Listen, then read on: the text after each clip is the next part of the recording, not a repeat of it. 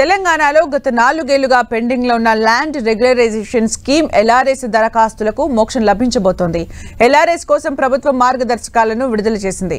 ప్రభుత్వ నిబంధనల ప్రకారం ఉన్న ఇంటి స్థలాలు లేఅవుట్లలోని ఫ్లాట్లకు నిర్ణీత ఎల్ఆర్ఎస్ ఫీజుతో క్రమబద్ధీకరించేలా చర్యలు చేపట్టింది రేవంత్ సర్కార్.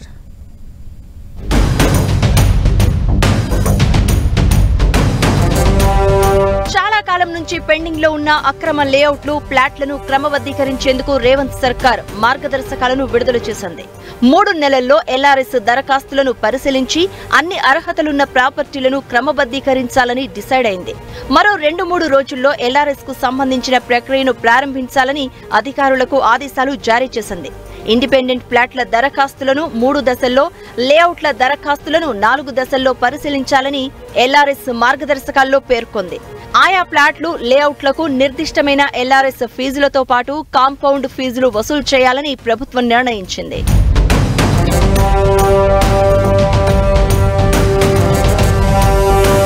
ఇంటి స్థలాలు, లేఅవుట్ల క్రమబద్ధీకరణకు గత సర్కార్ హయాంలో సుమారు 25,44,000 మంది దరఖాస్తు చేశారు. అయితే ఆ తర్వాత కోర్టుల్లో పలు కేసులు దాఖలు కావడంతో ఎల్ఆర్ఎస్ ప్రక్రియ పెండింగ్ లో పడింది. ఇండిపెండెంట్ ఫ్లాట్లలో ఇళ్లు నిర్మించుకోవాలనుకునే వారికి మాత్రం కోర్టు తీర్పునకు లోబడతామంటూ అఫిడవిట్ తీసుకుని అధికారులు అనుమతులు ఇచ్చారు. తాజాగా రేవంత్ సర్కార్ గత 2 నెలలుగా ఎల్ఆర్ఎస్ పై దృష్టి పెట్టి కసరత్తు చేపట్టడంతో ఇప్పుడు పరిస్థితి ఓ కొలిక్కి వచ్చింది.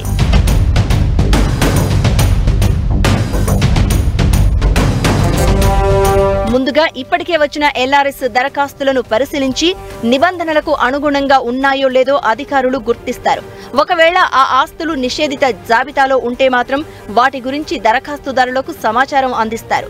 మిగిలిన దరఖాస్తులను రెవెన్యూ, నీటిపారుదల, టౌన్ ప్లానింగ్, పంచాయతీ అధికారుల బృందం పరిశీలిస్తుంది.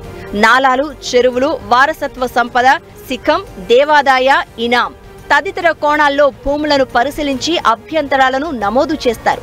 ఏ అభ్యంతరం లేని ఇంటి స్థలాలు, లేఅవుట్లలో నిబంధనల మేరకు ఉన్న వాటికి నిర్ధారిత ఫీజు చెల్లించాల్సిందిగా నోటీసులు ఇస్తారు. నిబంధనల మేరకు లేని దరఖాస్తులను తిరస్కరిస్తారు. ఎల్ఆర్ఎస్ 3వ దశలో అర్హత ఉన్న దరఖాస్తుదారులు ఫీజు చెల్లించినట్లు నిర్ధారించాక క్రమబద్ధీకరణకు సంబంధించిన ఉత్తర్వులు జారీ చేస్తారు. క్రమబద్ధీకరణ దరఖాస్తులపై జారీ చేసిన నోటీసులకు సంబంధించిన సమస్యలను పరిష్కరించేందుకు అన్ని జిల్లా కలెక్టరేట్లు, స్థానిక సంస్థల కార్యాలయాల్లో హెల్ప్ డెస్క్లను ఏర్పాటు చేయాలని నిర్ణయించారు.